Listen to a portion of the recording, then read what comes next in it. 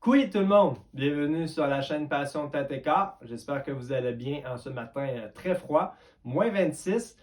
C'est la journée idéale pour bien sûr pratiquer notre guitare. Aujourd'hui, j'ai sorti mon chandail de vrai garçon car nous allons voir la musculation de la main droite.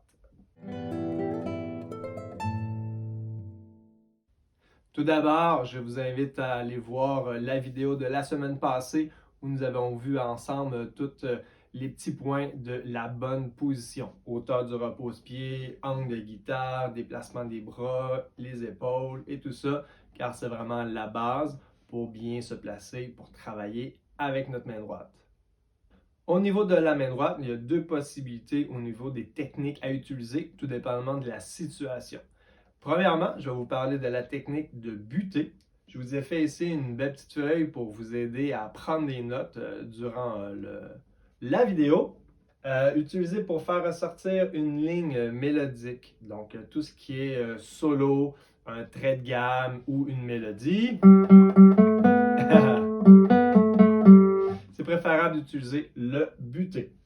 Ça apporte un peu plus de punch au son, comme j'ai écrit ici, et jouer longtemps sur la même corde. Qu'est-ce que ça veut dire? C'est la plupart du temps, lorsqu'on joue une mélodie, on a souvent des notes sur la même corde. Donc, on attaque sur la même corde. Donc, en plaçant notre main un peu plus à l'horizontale, les doigts sont vis-à-vis la même corde. Ça va mieux pour travailler. On en parle un petit peu plus tard. Et c'est souvent utilisé lorsqu'on fait des duos ou de la musique d'orchestre. Lorsqu'on joue en quatuor ou on joue avec orchestre, souvent dans nos partitions, on joue une note à la fois. Donc, si on veut être bien présent, on utilise le buté. Les avantages, justement, c'est que ça joue plus fort. Le son, il est lourd et il sonne plus plein aussi. Et ça nous permet surtout de rester en équilibre et proche des cordes.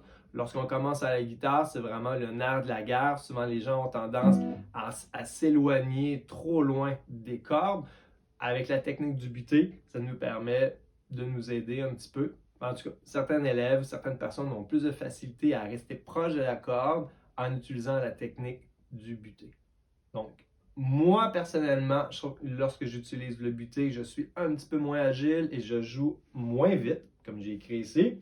C'est difficile de couvrir une grande surface. Qu'est-ce que je voulais dire par là? C'est au niveau des changements de cordes. Donc, si vous avez un passage, jouez les basses, aigus, revenez dans le milieu, tout ça, couvrir une grande surface de travail, c'est un peu plus compliqué et on est un peu moins agile car les doigts sont alignés plus sur la même corde et non sur toutes des cordes différentes. Alors, qu'est-ce que c'est exactement le buté? C'est lorsque tout simplement on vient attaquer la corde. Ici, on vient prendre appui sur la corde qui est en dessous. Okay? Ça nous permet d'avoir un angle un peu plus prononcé et de bien rentrer dans la corde. Donc, ici, on peut accoter notre pouce sur la sixième corde et lorsque j'attaque l'index vient s'appuyer sur la deuxième corde et j'enchaîne avec le majeur. Même chose. On vient s'accoter sur la corde qui est en dessous. Ici, j'ai écrit main à l'horizontale. C'est super important. L'angle du bras, on en a vu à l'autre vidéo, lorsqu'on a parlé de la position. L'angle ici, là, du bras, de la main, du poignet, c'est super important car lorsqu'on joue sur la même corde, on va s'arranger pour que la main soit à l'horizontale et non à la verticale.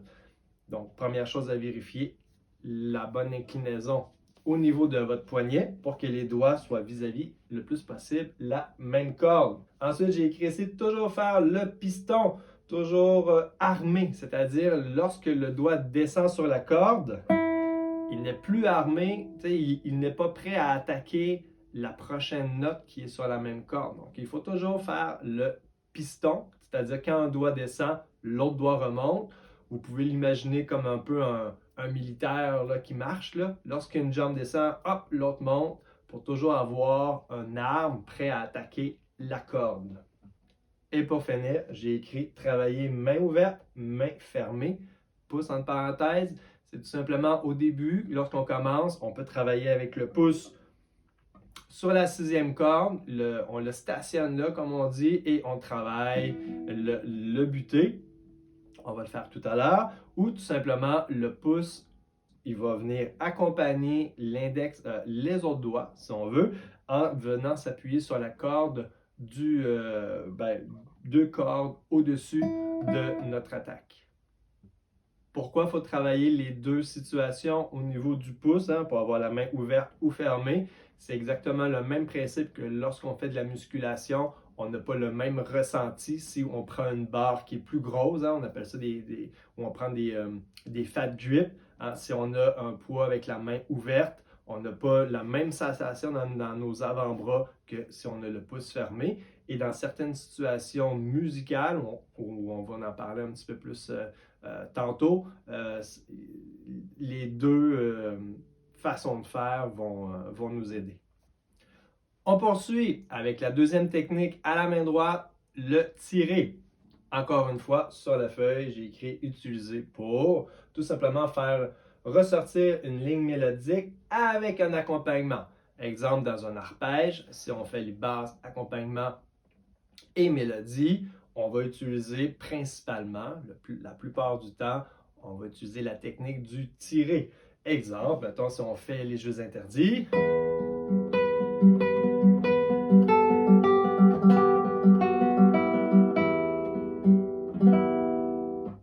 Je vais accorder ma guitare.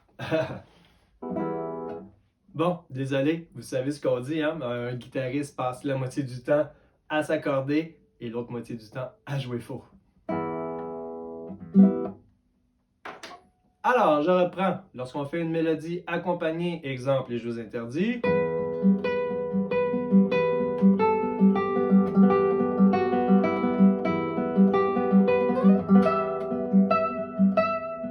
On a la mélodie, la basse, bien sûr, et moi j'appelle ça un bourdon, les petites notes de remplissage de l'accompagnement. Pour réussir à créer cet effet musical, il faut vraiment utiliser la technique du tirer. Autre petit exemple que j'avais écrit ici, c'est lorsqu'on fait du trémolo.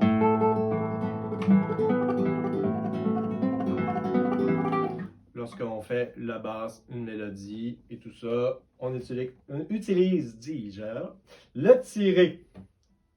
Aussi utilisé pour couvrir une grande surface de contact, comme je l'ai dit tout à l'heure avec le buté, que c'est un peu plus difficile, ça nous demande plus de déplacement du bras, donc moins vite, moins stable.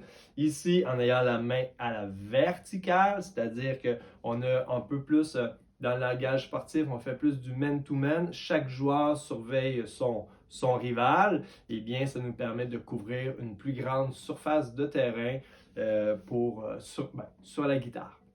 Vous pouvez l'imaginer avec le soccer, si chaque joueur a une zone à surveiller, comme ça leur permet de couvrir le terrain qui est très grand avec le minimum d'effort. Même principe ici, chaque joueur, chaque doigt a une zone ou un joueur à surveiller, comme ça on peut couvrir facilement les 6 cordes super rapidement. Avantage, couvrir une grande surface de contact, je viens de l'expliquer. Ça a un son léger. Et l'avantage, dans mon cas, c'est que ça nous permet de jouer très rapidement. Donc, si vous avez un certain passage,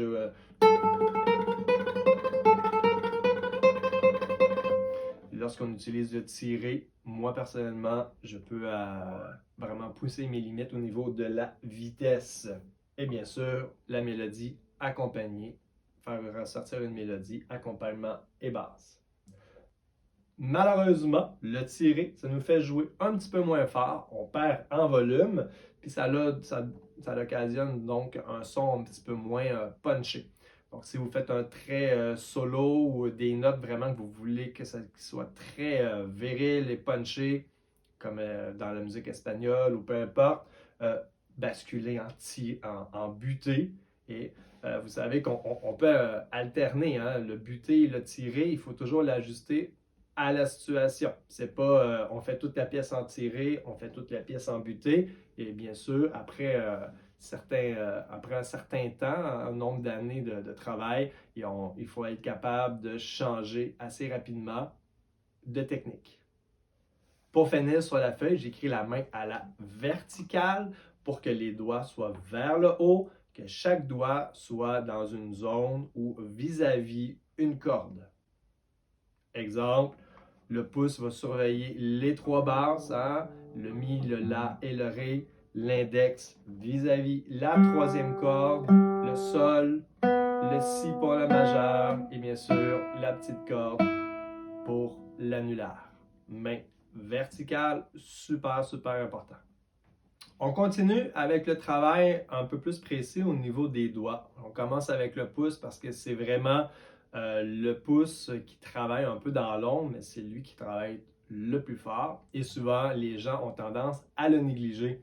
Il faut vraiment prendre le temps de bien comprendre sa job ou ses jobs parce qu'il en fait vraiment plus qu'on le pense. Premièrement, au niveau du mouvement, lorsqu'on joue en tiré, parce que le pouce, il peut jouer en tiré ou en buté, tout dépendamment de la situation musicale. Ici, le tiré, on fait des cercles avec le pouce. C'est super important, comme j'ai écrit ici, il descend et il remonte en cercle le long de l'index. D'accord? Lorsqu'on fait le tiré. D'accord? On peut aussi l'utiliser en butée. En butée, c'est lorsqu'il joue avec appui. Même principe, lorsqu'on attaque la corde, il vient se déposer avec un angle un peu plus profond, un peu plus prononcé, et il vient s'accoter sur la corde qui est en dessous. Même avantage et des inconvénients qu'on a parlé tout à l'heure. Le tiré va aller beaucoup plus vite que le buté, mais le buté va sonner plus fort, tout simplement. Ne jamais laisser le pouce vers le bas après une attaque.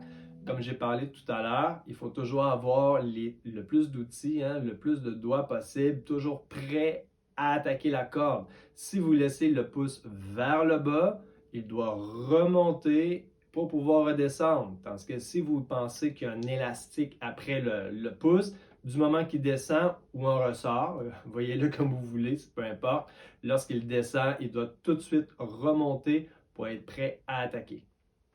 Autre petite chose à surveiller, c'est que le pouce, j'ai dit qu'il faut qu'il reste à l'extérieur de la main, qu'il longe l'index. C'est super important qu'il ne tombe pas vis-à-vis l'index ou encore pire, vis-à-vis un autre doigt, parce que c'est comme dans un sens unique. Là. Si l'index s'en va dans la direction vers l'intérieur, lui vers l'extérieur, ça va créer un face-à-face, comme ça ici, puis ça peut vous causer problème ou vraiment nuire à la trajectoire des doigts. Donc, toujours le pouce à l'extérieur de la main.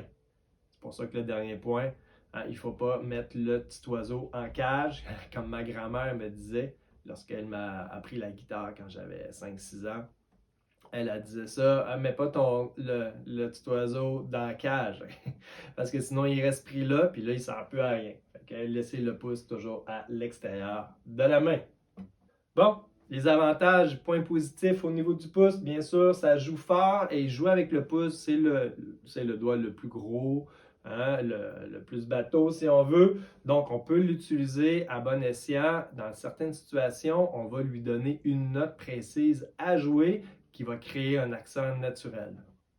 Exemple, dans une milonga, par exemple, où on veut faire ressortir un groove rythmique, on va utiliser le pouce, même dans notre arpège, même sur la troisième corde, pour créer vraiment naturellement, sans avoir besoin d'y penser et de s'ajuster avec la force d'attaque, les accents vont se faire tout seuls. Exemple.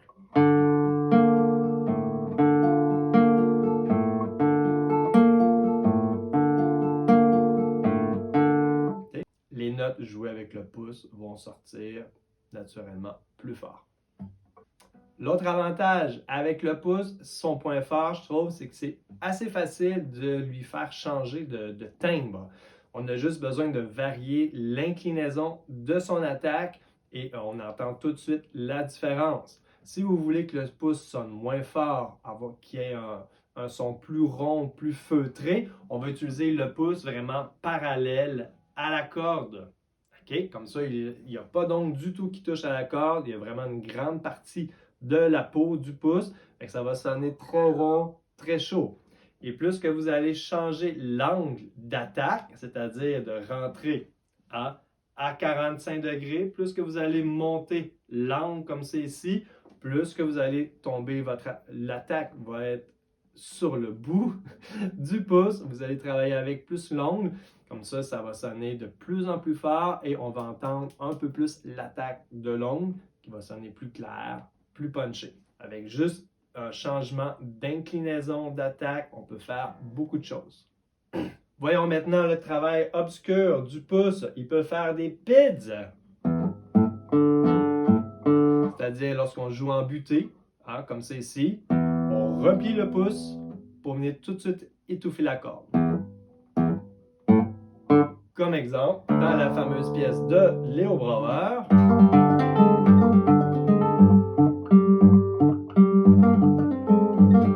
okay, vous comprenez, le pouce vient faire des PIDs, vient étouffer la corde qui est au-dessus. Ça donne vraiment un effet musical très cool, très cubain. Travail obscur, très souvent utilisé pour étouffer la résonance lorsqu'on joue sur plusieurs cordes différentes. Exemple, voilà, on entend toutes les harmoniques, il y a plein de cordes qui sonnent. Ça fait que notre dernière note est moins propre, moins jolie. L'attention, elle est diluée dans toute la résonance du son. Donc, écoutez bien la différence sans couper la résonance avec le pouce et avec la coupure du pouce. En même temps d'attaquer la note, je viens déposer mon pouce sur toutes les cordes pour vraiment couper et enlever toutes les petites saletés qu'on ne veut pas entendre. Dernier petit point du travail obscur au niveau du pouce, c'est que ça nous permet de rester en équilibre proche des cordes. Ça peut aider dans certaines situations. On reste bien appuyé, ça crée un angle de bateau si on veut et les autres doigts peuvent travailler alentour sans avoir l'impression de trop s'éloigner. Et comme j'ai parlé un petit peu tout à l'heure avec l'ouverture de la main, on n'a pas le même ressenti, on n'a pas la même agilité si la main elle est ouverte ou fermée. Donc, c'est important de travailler des fois avec le pouce ouvert ou le pouce fermé pour être capable de passer d'une situation à une autre. On poursuit avec les attaques binaires, tout simplement par deux doigts. On commence ici avec le IM suivi du MI.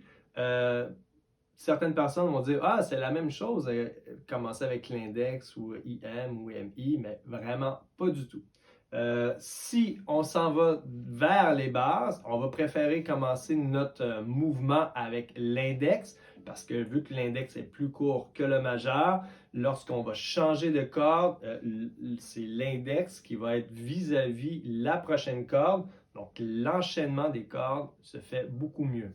Et dans la situation inverse, si on commence par les basses et on s'en va vers l'aigu, dans les passages dans une pièce, on va préférer commencer le mouvement avec le majeur parce que notre changement de corde va se faire beaucoup plus facilement, beaucoup plus naturellement parce que c'est le majeur qui va tomber vis-à-vis la prochaine corde à attaquer. Même principe avec MA, AM, IA, AI.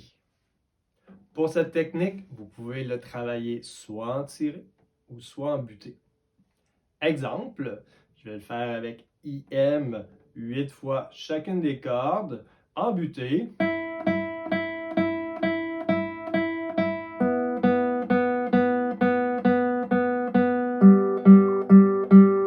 On poursuit avec la question que je me fais poser très souvent par mes élèves, mais combien de temps au niveau de la technique de la main droite? Vous voyez ici, j'écris 5 minutes main droite, 5 minutes main gauche, 5 minutes déplacement du bras, bien sûr, et de la tête. Je ferai vidéo justement la semaine prochaine sur la technique main gauche. Ça nous fait un beau 15 minutes de technique calculé et bien précis sur environ 45 minutes totales de travail. Les mots-clés, super important, c'est d'accumuler de la facilité, jamais être travailler plus vite de où on est rendu dans notre niveau. Accumule de la facilité, augmente progressivement la vitesse. Pas longtemps, mais souvent. Qu'est-ce que je veux dire par là? C'est que la technique, c'est vraiment pas super sexy puis le fun à pratiquer. Donc, c'est préférable dans votre apprentissage de le faire le plus souvent possible, mais pas longtemps. Juste un petit 5 minutes de technique de main droite 4-5 fois par semaine, c'est suffisant. Exemple, lorsqu'on fait de la souplesse, on travaille nos étirements en musculation, ça ne sert à rien de le faire 1 heure, une fois par semaine. Le préférable, c'est de faire des étirements au moins 4-5 fois par semaine pour avoir un résultat, mais pas longtemps. Donc, lorsque vous gérez votre technique de la main droite, essayez de le faire entre 5, maximum 10 minutes, tout dépendamment de votre temps de travail global dans la journée, mais de le faire au moins 4-5 fois par semaine. Je poursuis avec la prochaine feuille, quantifier, planifier la technique. Pourquoi? Vous avez plusieurs points ici que j'ai écrits rapidos. Avoir une bonne courbe de progression constante et calculée. C'est le fun de voir nos résultats augmenter, de voir d'où on est parti, où on s'en va. Puis ça nous permet, comme je dis, d'avoir une belle courbe de progression, de ne pas stagner. Bien répartir notre temps de pratique, technique et répertoire. Il faut pas passer trop de temps sur la technique ou pas assez. Comme si vous faites un programme d'entraînement, pensez, planifiez, vous n'allez pas perdre votre temps, puis la job est faite, on passe à un autre appel. Ça évite bien sûr les blessures, la technique, le réchauffement. C'est comme un peu, lorsqu'on s'entraîne, c'était vraiment important. Un petit warm-up avant de commencer les pièces, surtout si vous êtes plus avancé puis vous faites des pièces plus difficiles, super important, mais c'est une bonne méthode, une bonne attitude à prendre dès le début. Nous aide à notre répertoire, passage de pièces, exemple trémolo. Qu'est-ce que je voulais dire par là? C'est que quand on fait la technique de la main droite, on prend une pièce, un passage difficile et on essaie de se créer un exercice technique à part, séparément à la main droite, que ce soit un arpège, à place de travailler l'arpège en même temps que travailler la pièce, on sort l'arpège de la pièce et on le travaille séparément, corde ouverte, on est concentré à 100% sur la main droite. Exemple, si vous faites dans une pièce un passage en trémolo, travaillez votre trémolo à part. Vous pouvez le travailler sur la même corde. Vous pouvez le faire avec des gammes.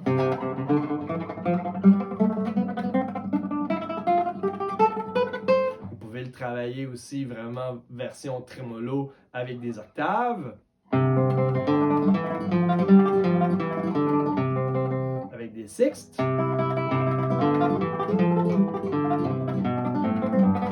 Bon, peu importe. Donc, sortez l'élément technique que vous voulez travailler d'une pièce et travaillez-le à part en technique au début de votre séance. Comme j'ai parlé, le but c'est d'accumuler de la facilité, meilleur contrôle et indépendance des doigts. C'est sûr que si vous les travaillez individuellement, lorsqu'ils vont travailler ensemble, chaque soldat va beaucoup mieux répondre à la situation. Permet de voir notre progression. Même chose au gym. Moi, lorsque je m'entraîne, je prends les poids, la quantité de séries, de répétitions en note. Ça me permet de pouvoir voir mon évolution, si je suis dans la bonne voie, si je mange bien, si c'est efficace, ce que je fais. Parce qu'on doit s'améliorer. Si on ne s'améliore pas, si on ne sent pas d'amélioration, il y a quelque chose qui cloche. Pour vous aider, faites-vous un tableau ou utilisez la façon que vous voulez. Moi, personnellement, je vous montre un exemple que je donne souvent à mes élèves. Pour une personne qui pratique 4 fois par semaine, plus le cours de guitare avec moi. Donc, la première, jour 1 et 3, il va travailler son buté, IM. Il va le faire 8 fois, chacune des cordes. Ensuite, j'ai écrit piano, mezzo forte et forte. Donc, il fait 8 fois do. OK, piano. Ensuite, sur chacune des cordes, aller-retour, bien sûr. Ensuite, il le refait avec un volume moyen, un peu plus fort.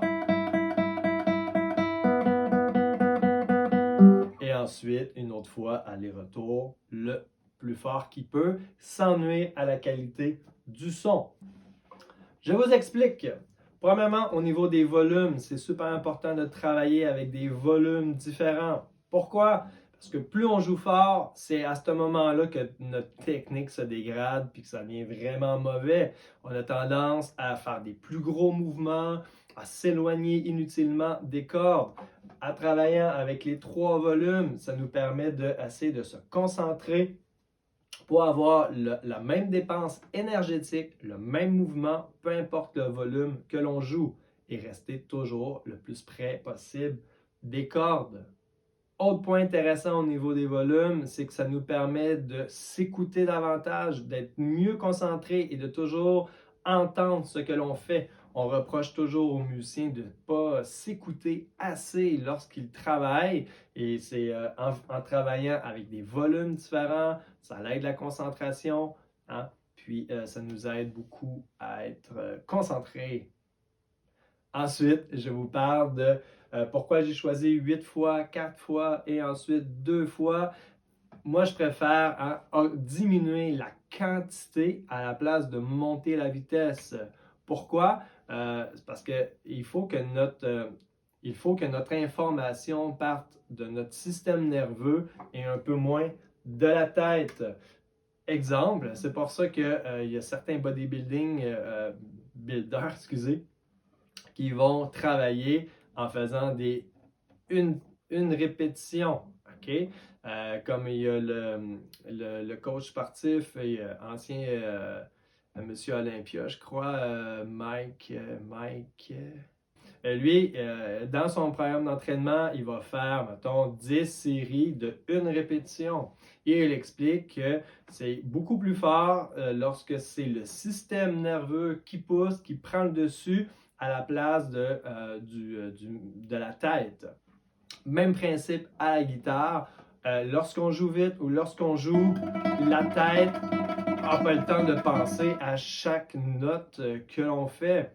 Okay? Donc, il faut vraiment que ce soit par le système nerveux et la mémoire musculaire. En descendant les quantités, vous allez travailler plus votre système nerveux. Après un certain temps, vous allez augmenter votre vitesse et recommencer le même travail. Donc, à la place de monter votre vitesse, diminuer la quantité de répétitions, ça peut être une technique de travail intéressante. Ensuite, sur le tableau, j'ai écrit jour 2 et 4. Hein, on fait le même travail, mais cette fois-ci en tiré. Moi, mes élèves, j'aime les partir du bon pied en leur montrant dès le départ la technique du buté et du tiré. On fait à moitié-moitié, 2 jours buté et les 2 autres jours en tiré. Pourquoi? Parce que je trouve que si on monte juste le buté au début, après ça, les gens ils ont tendance à s'accrocher trop à cette technique-là et ont de la misère après ça à basculer vers le tiré. Donc, si au départ, on fait les 2 techniques, buter avec appui, gros son et le tiré, agilité rapide, on travaille vraiment la main sur tous ces angles. Et pour finir, un arpège PIMA, MI, très simple. J'en ai pas parlé avant, désolé, j'ai oublié, mais c'est super simple. Main à la verticale, le pouce va jouer les basses, IMA vis-à-vis les 3 petites cordes. Et puis, j'écris 3 fois. Et encore une fois, nous allons travailler nos 3 volumes. Si je vous le fais une fois, par exemple,